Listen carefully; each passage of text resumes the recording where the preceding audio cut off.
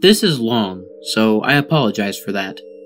I've never had to tell this story with enough detail to actually explain it all the way, but it is true, and it happened when I was about 6 years old. In a quiet room, if you press your ear against a pillow, you can hear your heartbeat. As a kid, the muffled, rhythmic beats sounded like soft footsteps on a carpeted floor. So, as a kid, almost every night, just as I was about to drift off to sleep, I would hear these footsteps, and I would be ripped back to consciousness, terrified. For my entire childhood, I lived with my mother in a fairly nice neighborhood that was in a transitional phase. People of lower economic means were gradually moving in, and my mother and I were two of these people. We lived in the kind of house you see being transported in two pieces on the interstate, but my mom took good care of it. There were a lot of woods surrounding the neighborhood that I would play in and explore during the day, but at night, as things often do to a kid, they took on a more sinister feeling. This, coupled with the fact that, due to the nature of our house, there was a fairly large crawl space underneath, filled my mind with imaginary monsters and inescapable scenarios which would consume my thoughts when I was awoken by the footsteps. I told my mom about the footsteps, and she said that I was just imagining things. I persisted enough that she blasted my ears with water from a turkey baster once just to placate me, since I thought that would help. Of course, it didn't. Despite all the creepiness and footsteps, the only weird thing that ever happened was that every now and then, I would wake up on the bottom bunk despite having gone to sleep on the top. But this wasn't really weird, since I'd sometimes get up to pee or get something to drink, and could remember just going back to sleep on the bottom bunk. I'm an only child, so it didn't matter. This would happen once or twice a week, but waking up on the bottom bunk wasn't too terrifying. But one night, I didn't wake up on the bottom bunk. I had heard the footsteps, but was too far gone to be woken up by them, and when I was awoken, it wasn't from the sound of footsteps or a nightmare, but because I was cold. Really cold. When I opened my eyes, I saw stars. I was in the woods. I sat up immediately and tried to figure out what was going on. I thought I was dreaming, but that didn't seem right, though neither did me being in the woods. There was a deflated pool float right in front of me, one of those floats shaped like a shark. This only added to the surreal feeling, but after a while it seemed like I just wasn't going to wake up because I wasn't asleep. I stood up to orient myself, but I didn't recognize these woods. I played in the woods by my house all the time, so I knew them really well, but if these weren't the same woods, then how could I get out? I took a step and felt a shooting pain in my foot, which knocked me back to where I had just been laying. I had stepped on a thorn. By the light of the moon, I could see that they were everywhere. I looked at my other foot, but it was fine, and as a matter of fact, so was the rest of me. I didn't have another scratch on me, and I wasn't even that dirty. I cried for a little bit, and then stood back up. I didn't know which way to go, so I just picked a direction. I resisted the urge to call out, since I wasn't sure I wanted to be found by who or what might be out there. I walked for what seemed like hours. I tried to walk in a straight line, or tried to course correct when I had to take detours, but I was a kid and I was afraid. There weren't any howls or screams, and only once did I hear any noise that scared me. It sounded like a crying baby. I think now that it was just a cat, but I panicked. I ran veering in different directions to avoid big thicks of bushes and collapsed trees, and I was paying close attention to where I stepped because by that point my feet were in pretty bad shape. I paid too much attention to where I was stepping, and not enough to where those steps were leading, because not long after hearing the cry, I saw something that filled me with a kind of despair I haven't experienced since. It was the pool float. I was only 10 feet from where I had woken up. This wasn't magic or some supernatural space bending. I was lost. Up until that moment, I thought more about getting out of the woods than how I got in, but being back at the beginning caused my mind to swim. I wasn't even sure that these were my woods. I'd only been hoping that they were. Had I run in a huge circle around that spot? Or did I just get turned around and start making my way back? How was I going to get out? At the time, I thought the North Star was just the brightest star, so I looked and found the brightest one and followed it. Eventually, things started to look more familiar, and when I saw the ditch, a dirt ditch my friends and I would have dirt clod wars in, I knew I had made it out. By that point, I was walking really slowly because my feet hurt so much, but I was so happy to be so close to home that I broke into a light jog. When I actually saw the roof of my house over a neighboring lower set house, I let out a light sob and ran faster. I just wanted to be home. I had already decided that I wouldn't say anything because I had no idea what I could possibly say. I would get back in the house somehow, clean up, and get in bed. My heart sunk as I rounded the corner and my house came fully into view. Every light in the house was on. I knew my mom was up, and I knew I would have to explain, or try to explain, where I had been, and I couldn't even figure out where to start. My run became a jog, which became a walk. I saw her silhouette through the blinds, and although I was worried about how to explain things to her, that didn't matter to me at that point. I walked up the couple of steps to the porch and put my hand on the doorknob and turned. Right before I pushed it open, 2 arms wrapped around me and pulled me back. I screamed as loud as I could, "Mom! Help me! Please, Mom!" The feeling of being so close to being safe and then being physically pulled away from it filled me with a kind of dread that is, even after all these years, indescribable. The door I had been torn away from opened, and a flash of hope shot through my heart. But it wasn't my mom. It was a man, and he was enormous. I thrashed around and kicked at the shins of the person holding me, while also trying to get away from the person who had just come out of my house. I was scared, but I was also furious. "Let me go! Where is she? Where's my mom? What'd you do to her?" As my throat stung from screaming and I was drawing in another breath, I became aware of a sound that had been present for longer than I had perceived it. "Honey, please calm down. I've got you." It sounded like my mom. The arms loosened and set me down, and as the man approaching me blocked out the porch light with his head, I noticed his clothes. He was a cop. I turned to face the voice behind me and saw that it really was my mom. Everything was okay. I began to cry, and the 3 of us went inside. "I'm so glad you're home, sweetie. I was worried I'd never see you again." By that point, she was crying too. "I'm sorry, I don't know what happened. I just wanted to come home. I'm sorry."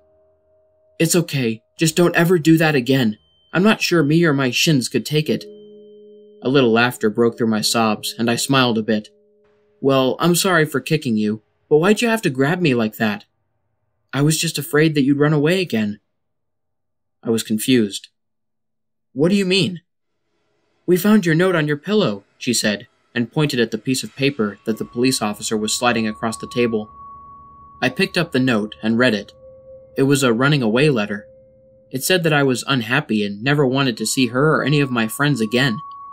The police officer exchanged a few words with my mom on the porch while I stared at the letter. I didn't remember writing a letter. I didn't remember anything about any of this. But even if I sometimes went to the bathroom at night and didn't remember, or even if I could have gone into the woods on my own, even if all that could have been true, the only thing I knew at that point was, this isn't how you spell my name. I didn't write this letter.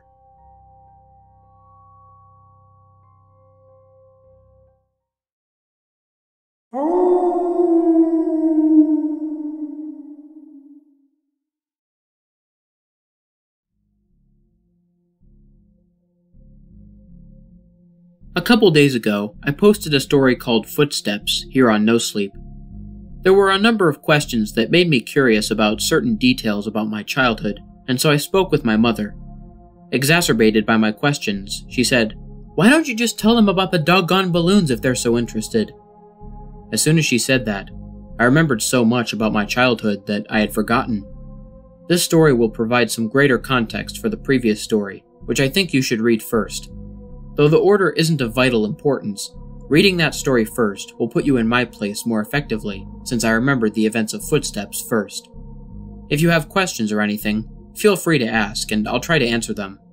Also, both stories are long, so heads up on that. I'm just hesitant to leave out any details that might be important. When I was 5 years old, I went to an elementary school that, from what I've come to understand, was really adamant about the importance of learning through activity. It was part of a new program designed to allow children to rise at their own pace, and to facilitate this, the school encouraged teachers to come up with really inventive lesson plans. each teacher was given the latitude to create his or her own themes, which would run for the duration of the grade, and all the lessons in math, reading, etc. would be designed in the spirit of the theme. These themes were called groups. There was a space group, a sea group, an earth group, and the group I was in, community. In kindergarten in this country, you don't learn much except how to tie your shoes and how to share, so most of it isn't very memorable. I only remember two things very clearly. I was the best at writing my name the right way, and the balloon project, which was really the hallmark of the community group, since it was a pretty clever way to show how a community functioned at a really basic level. You've probably heard of this activity. On one Friday, I remember it being Friday because I was excited about the project and it being the end of the week, toward the beginning of the year, we walked into the classroom in the morning and saw that there was a fully inflated balloon tied off with string taped to each of our desks. Sitting on each of our desks was a marker, a pen, a piece of paper, and an envelope. The project was to write a note on the paper, put it in the envelope, and attach it to the balloon, which we could draw a picture on if we wanted. Most of the kids started fighting over the balloons because they wanted different colors, but I started on my note, which I had thought a lot about. All the notes had to follow a loose structure, but we were allowed to be creative within those boundaries. My note was something like this. "Hi, you found my balloon. My name is," insert my name here, "and I attend," insert school name here, "elementary school. You can keep the balloon, but I hope you write me back. I like Mighty Max, exploring, building forts, swimming, and friends. What do you like? Write me back soon. Here's $1 for the mail." On the dollar, I wrote, "For stamps," right across the front, which my mom said was unnecessary, but I thought it was genius, so I did it. The teacher took a Polaroid of each of us with our balloons and had us put them in the envelope along with our letter. They also included another letter that I assume explained the nature of the project and sincere appreciation for anyone's participation in writing back and sending photos of their city or neighborhood. That was the whole idea, to build a sense of community without having to leave the school, and to establish safe contact with other people. It seemed like such a fun idea. Over the next couple of weeks, the letters started to roll in. Most came with pictures of different landmarks, and each time a letter would come in, the teacher would pin the picture on a big wall map we had put up, showing where the letter had come from and how far the balloon had traveled. It was a really smart idea, because we actually looked forward to coming to school to see if we had gotten our letter. For the duration of the year, we had one day a week where we could write back to our pen pal, or another student's pen pal in case our letter hadn't come in yet. Mine was one of the last to arrive. When I came into the classroom, I looked at my desk and once again didn't see any letter waiting for me. But as I sat down, the teacher approached me and handed me an envelope. I must have looked so excited because as I was about to open it, she put her hand on mine to stop me and said, "Please don't be upset." I didn't understand what she meant. Why would I be upset now that my letter had come? Initially, I was mystified that she would even know what was in the envelope, but now I realized that of course the teachers had screened the contents to make sure that there was nothing obscene. But all the same, how could I be disappointed? When I opened the envelope, I understood. There was no letter. The only thing in the envelope was a Polaroid, but I couldn't really make out what it was. It looked like a patch of desert, but it was too blurry to decipher. It appeared as if the camera had been moved while the picture was being taken. There was no return address, so I couldn't even write back if I wanted to. I was crushed. The school year pressed on, and the letters had stopped coming for nearly all the other students. After all, you can only continue a written correspondence with a kindergartner for so long. Everyone, including myself, had lost interest in the letters almost completely. Then, I got another envelope. My excitement was rejuvenated, and I reveled in the fact that I was still getting a letter when most of the other pen pals had abandoned their involvement. It made sense that I received another delivery. There had been nothing but a blurry picture in the first one, so this was probably to make up for that. But again, there was no letter at all. Just another picture. This one was more distinguishable, but I still didn't understand it. The photograph was angled way up, catching the top corner of a building, and the rest of the image was distorted by a lens flare from the sun. Because the balloons didn't travel very far, and because they were all launched on the same day, the board became a bit cluttered, and so the policy for the students still exchanging letters became that they could take their photographs home. My best friend Josh had the second highest number of pictures taken home by the end of the year. His pen pal was really cooperative and sent him pictures from all around the neighboring city. Josh took home, I think, 4 pictures. I took home nearly 50. The envelopes were all opened by the teacher, but after a while, I stopped even looking at the pictures. However, I saved them in one of my drawers that housed my collections of rocks, baseball cards, comic book cards, Marvel Metal cards for those who might remember, and little miniature baseball batting helmets that I'd get out of a vending machine at Winn-Dixie after t-ball games. With the school year over, my attention turned to other things. My mom had gotten me a small snow cone machine for Christmas that year, and Josh had really coveted it, so much so that his parents bought him a slightly nicer one for his birthday, which was toward the end of the school year. That summer, we had the idea that we would set up a snow cone stand to make money. We thought we'd make a fortune selling snow cones at $1. Josh lived in a different neighborhood, but we eventually decided that my neighborhood would be better because there were a lot of people who cared for their lawns. The yards in my neighborhood were slightly bigger. We did this for 5 weekends in a row until my mom told us that we had to stop, and I've only recently come to understand why she did that. On the 5th weekend, Josh and I were counting our money. Because we both had a machine, we each had a separate stack of money that we put together into one stack, and we then split it evenly. We had made a total of $16 that day, and as Josh paid out my 5th dollar, a feeling of profound surprise consumed me. The dollar said, "For stamps." Josh noticed my shock and asked if he had miscounted. I told him about the dollar, and he said, "That's so cool, man." As I thought about it, I came to agree. The idea that the dollar had made it right back to me after changing so many hands floored me.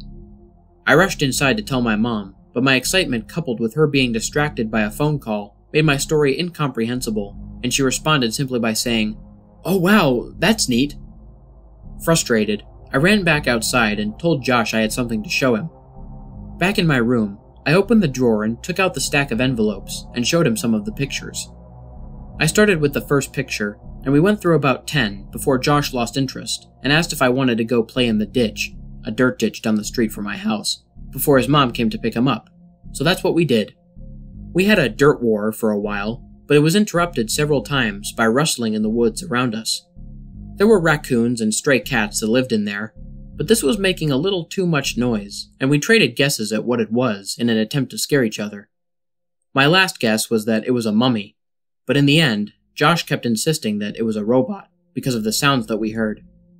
Before we left, he got a little serious and looked at me right in the eyes and said, "You heard it, didn't you? It sounded like a robot. You heard it too, right?" I had heard it, and since it sounded mechanical, I agreed that it was probably a robot. It's only now that I understand what we heard. When we got back, Josh's mom was waiting for him at the kitchen table with my mom. Josh told his mom about the robot. Our moms laughed and Josh went home. My mom and I ate dinner and then I went to bed. I didn't stay in bed for long before I crept out and decided that, due to the day's events, I would revisit the envelopes since now the whole affair seemed much more interesting. I took the first envelope and set it on the floor and set the blurry desert Polaroid on top.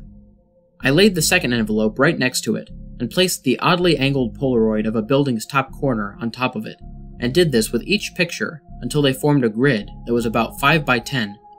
I was always taught to be careful with things that I was collecting, even if I wasn't sure they were valuable.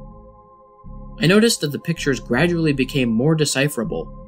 There was a tree with a bird on it, a speed limit sign, a power line, a group of people walking into some building. And then I saw something that vexed me so powerfully that I can now, as I write this, distinctly remember feeling dizzy and capable of only a single repeating thought. Why am I in this picture? In this photograph of the group of people entering the building, I saw myself holding hands with my mother in the very back of the crowd of people. We were at the very edge of the photo, but it was undeniably us, and as my eyes swam over the sea of Polaroids, I became increasingly anxious. It was a really odd feeling. It wasn't fear, it was the feeling you get when you're in trouble. I'm not sure why I was flooded with that feeling, but there I sat, floundering in the distinct sense that I had done something wrong, and this feeling only intensified as I looked on at the rest of the photos after the one that had so powerfully struck me.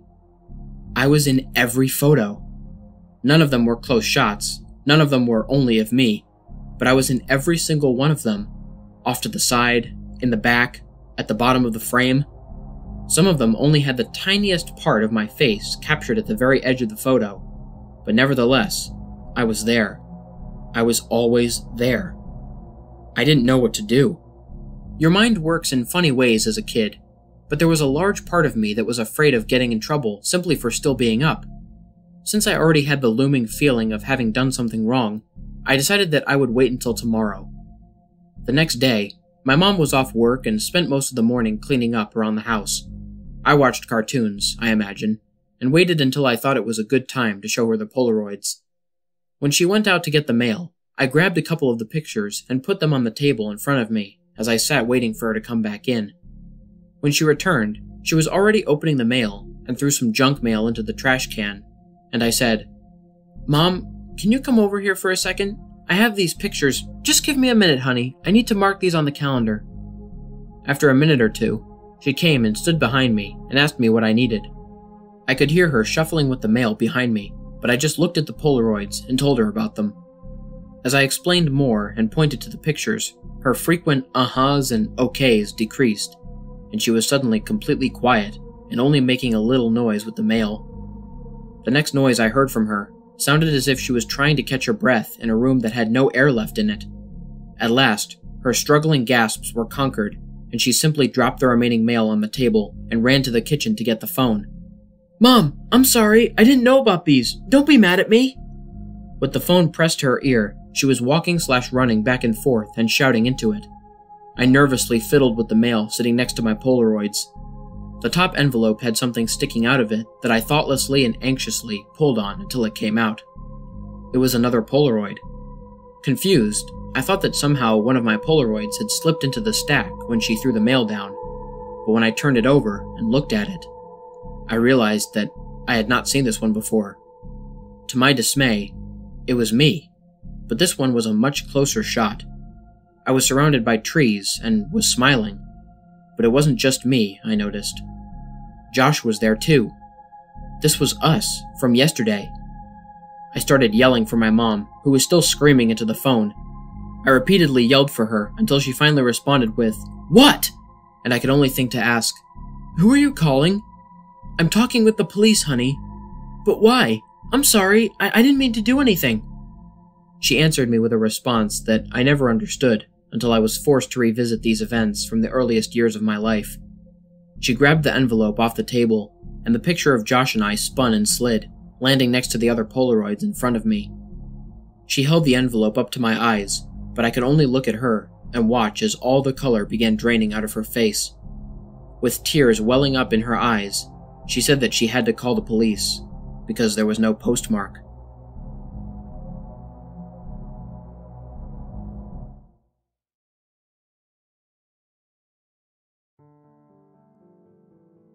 What's up, everybody? This is the Lone Wolf here. Thank you so much for listening.